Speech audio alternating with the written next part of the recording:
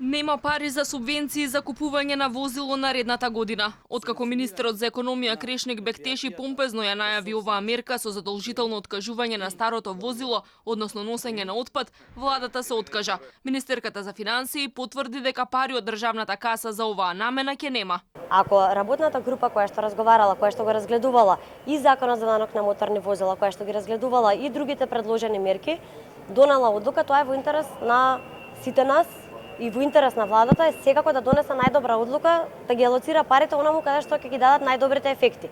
Министрот Бектеши сега ретарира, тврди дека не ги излажале граѓаните. Вели прво ја промовирал мерката, но исто така пред неколку месеци најавил дека неверојатно ќе се оди со друго решение.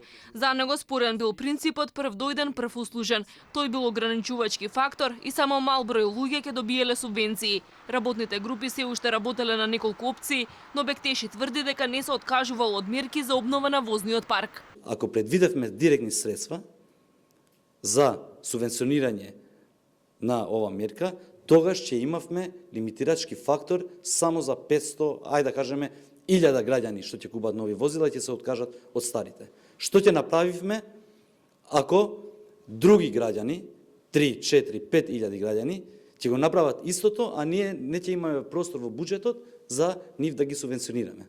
Нема да има директни финансиски импликации предвидени во буџетот, ние ќе донесеме соодветна одлука со која ќе бидете известени навремено.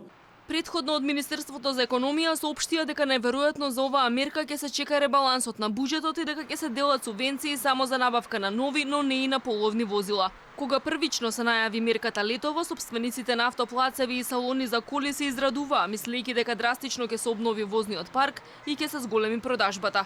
Во просек граѓаните што купуваат стари возила одвојуваат од 2 до 5000 евра. Од 466.000 регистрирани возила во земјава, речиси 270.000 се постари од 18 години.